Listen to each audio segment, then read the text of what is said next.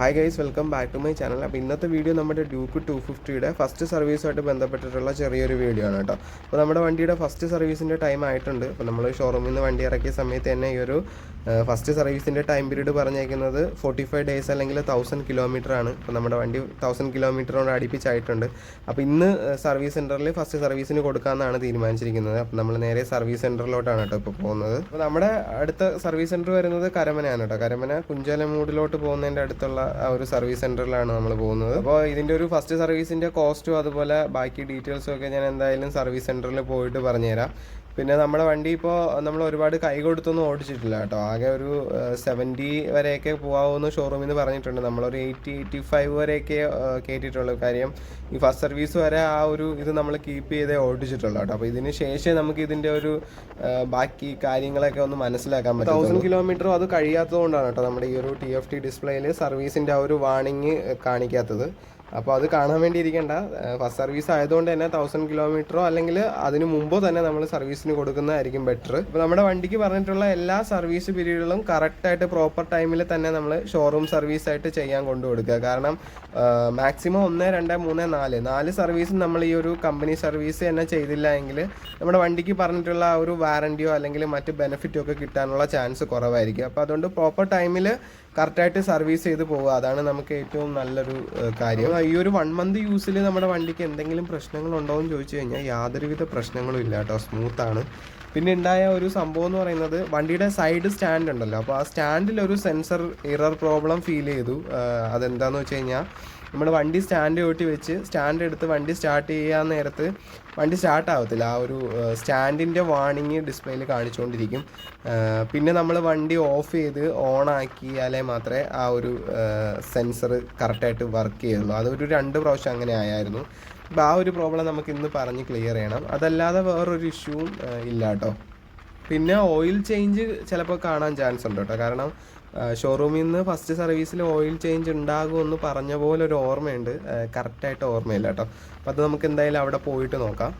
അതുപോലെ നമ്മുടെ വണ്ടി ഇപ്പോഴും ഈ ടെമ്പററി നമ്പറിലാണ് കേട്ടോ ഓടുന്നത്. കാര്യം നമ്പർ ബുക്കായിട്ടുണ്ട്, പക്ഷെ അത് 2 ദിവസത്തിനകത്ത് ഷോറൂമിൽ ജനറേറ്റ് ആയിട്ട് അവിടെ നിന്ന് പഞ്ച് ചെയ്താണ് നമുക്ക് നമ്പർ പ്ലേറ്റ് കിട്ടുന്നത് കേട്ടോ. അപ്പോൾ അത് ഓക്കെ ആവുന്ന സമയത്ത് അവർ ഷോറൂമിൽ നിന്ന് വിളിക്കുമെന്നാണ് പറഞ്ഞത്. അപ്പോൾ 2-3 ദിവസത്തിനകത്ത് അത് റെഡി ആവുമായിരിക്കും എന്നാണ് പ്രതീക്ഷിക്കുന്നത്. നമ്മുടെ ഫസ്റ്റ് സർവീസ് കഴിയാത്തതുകൊണ്ട് തന്നെ നമ്മൾ വേറെ ട്രിപ്പോ കാര്യങ്ങളോ ഒന്നും പോയിട്ടില്ല കേട്ടോ. അത് കൂടി ലോങ് പോയതെന്ന് പറയുന്നത് ഒരു പ്രാവശ്യം വർക്കല പോയിട്ടുണ്ടായിരുന്നു, അല്ലാതെ വേറെ ലോങ് ഒന്നും പോയിട്ടേ ഇല്ല. പിന്നെ ഡെയിലി വണ്ടി ഓടുന്നുണ്ട്, ഒരു 18 കിലോമീറ്റർ എന്തായാലും ഒരു ദിവസമൊക്കെ ഓടുന്നുണ്ട്, അത്രേ ഉള്ളൂ.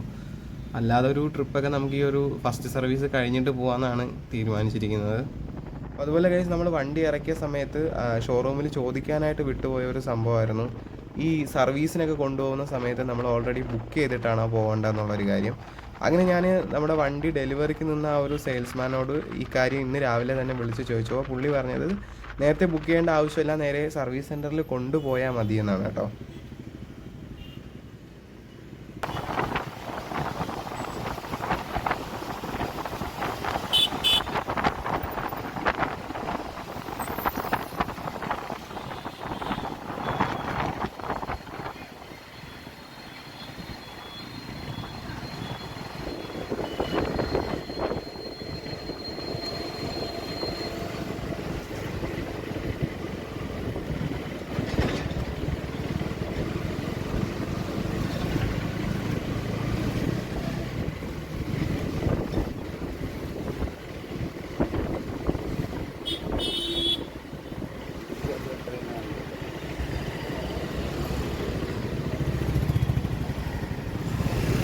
അപ്പോൾ കേസ് നമ്മൾ ഇതാ സർവീസ് സെൻറ്ററിൽ എത്തിയിട്ടുണ്ട്. നമുക്ക് ജസ്റ്റ് വണ്ടി ഒന്ന് ഇവിടെ പാർക്ക് ചെയ്തിട്ട് ബാക്കിയുള്ള പ്രൊസീജിയേഴ്സ് എന്താണെന്ന് നോക്കാം. അപ്പോൾ കേസ് നമ്മൾ സർവീസിനായിട്ട് വണ്ടി കൊണ്ടുവരുമ്പോൾ KTM ഇന്ത്യ എന്ന് പറയുന്ന ഒരു ആപ്പിൽ കയറി സർവീസ് ബുക്ക് ചെയ്യേണ്ട ആവശ്യമുണ്ട് കേട്ടോ. അപ്പോൾ ഈ ഒരു കാര്യം നമ്മളോട് ഷോറൂമിൽ നിന്ന് പറഞ്ഞിട്ടേ ഉണ്ടായിരുന്നില്ല, ഇവിടെ വന്നപ്പോഴാണ് ഇവർ പറയുന്നത്. അപ്പോൾ ആ ഒരു ആപ്പ് എടുത്ത് അതിനകത്ത് കയറി നമ്മുടെ പേരും അതുപോലെ വണ്ടി ഡീറ്റെയിൽസും ഒക്കെ അടിച്ചു കഴിഞ്ഞിട്ട് അതിനകത്താണ് സർവീസ് ബുക്ക് ചെയ്യേണ്ടത്. അപ്പോൾ അതുപോലെ ഫസ്റ്റ് സർവീസിൽ പേയ്മെൻറ്റ് വരുന്നത് ഓയിൽ ചേഞ്ചും ഫിൽറ്റർ ചേഞ്ചും ഒക്കെ ആയിരിക്കും. അപ്പോൾ അതിൻ്റെ ടോട്ടൽ കോസ്റ്റ് ഞാൻ എന്തായാലും വണ്ടി ഇറക്കുന്ന സമയത്ത് പറയാം. ഇതാണ്ട് ഇത് കണ്ടോ, ഡ്യൂക്കിൻ്റെ 390 BS3 മോഡലാണ് കേട്ടോ ഇരിക്കുന്നത്. ഒരുപാട് ഫാൻ ബേസ് ഉള്ള ഒരു ലെജൻഡ് വണ്ടിയാണ് കേട്ടോ. അടിപൊളിയല്ലേ? അപ്പം അതിൻ്റെ തന്നെ ഒരു 200 ആണ് നമ്മുടെ വണ്ടിയുടെ ഇപ്പുറത്തെ സൈഡിൽ ഇരുന്നത് കേട്ടോ. ഇതും കൊള്ളാം. ഇതിൻ്റെ സൈഡ് വ്യൂവും സൗണ്ടും ഒരു രക്ഷയില്ലാത്ത സാധനമാണ് കേട്ടോ. പിന്നെ നമ്മുടെ വണ്ടി സർവീസ് കഴിഞ്ഞ് കിട്ടുന്ന സമയം 5 മണിയാണ് കേട്ടോ പറഞ്ഞേക്കുന്നത്. അപ്പോൾ ഗൈസ് നമ്മൾ വണ്ടിയുടെ സർവീസ് കഴിഞ്ഞ് എടുക്കാനായിട്ട് വന്നേക്കുവാണ്. അപ്പോൾ ഇവിടെ സർവീസ് എല്ലാം കഴിഞ്ഞ് ഈ ഒരു ഭാഗത്തായിട്ട് വെച്ചിട്ടുണ്ട്. അപ്പോൾ നമ്മൾ പേയ്മെൻറ്റും ബാക്കി കാര്യങ്ങളെല്ലാം കഴിഞ്ഞ് വണ്ടി ഇറക്കാനായിട്ട് പോവുകയാണ്. അപ്പോൾ ഗൈസ് നമ്മുടെ ഈ ഒരു ഫസ്റ്റ് സർവീസിൻ്റെ ടോട്ടൽ കോസ്റ്റ് എത്രയാണെന്ന് നോക്കിക്കഴിഞ്ഞാൽ ഓയിൽ ആൻഡ് ഫിൽറ്റർ ചേഞ്ച് എല്ലാം കൂടി ചേർത്തിട്ടൊരു 1000, പിന്നെ ചെയിൻ ലൂബും അതുപോലെ അതിൻ്റെ ലേബർ ചാർജ് എല്ലാം കൂടെ ചേർത്തിട്ടൊരു 300 ആണ്. അങ്ങനെ ടോട്ടൽ 1300 സംതിങ് ആണ് നമ്മൾ പേയ്മെൻറ്റ് ചെയ്തത്.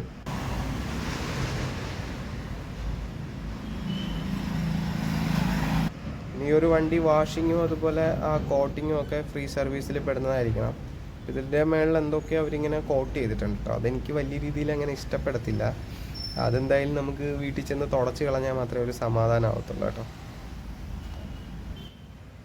നമുക്കിനി വണ്ടി ഒന്ന് ഓടിച്ചു നോക്കിയിട്ട് അതിൻ്റെ പെർഫോമൻസ് ഒന്ന് നോക്കി നോക്കാം. പിന്നെ നമ്മുടെ വണ്ടിക്ക് പ്രത്യേകിച്ച് കംപ്ലൈൻറ്റോ കാര്യങ്ങളോ ഒന്നും ഇല്ലായിരുന്നല്ലോ. ആ കൂടി നമ്മൾ പറഞ്ഞത് ആ ഒരു സ്റ്റാൻഡിൻ്റെ ഇഷ്യൂ മാത്രമാണ്. അപ്പോൾ അത് ക്ലിയർ ചെയ്തിട്ടുണ്ടെന്ന് പറഞ്ഞിട്ടുണ്ട്.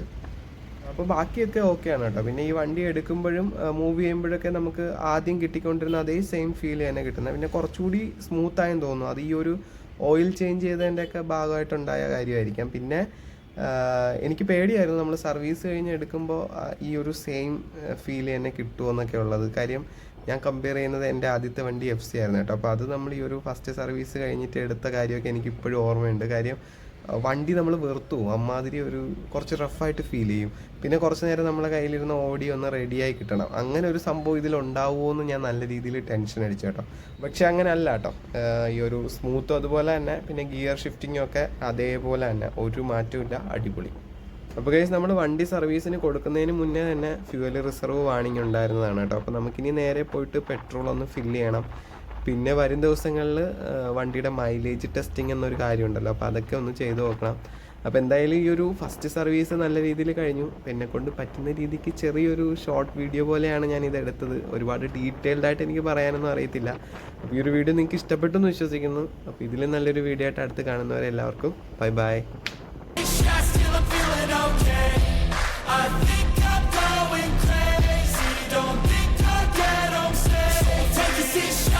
Straight to the face. I'm taking 6 shots. Are you coming with me?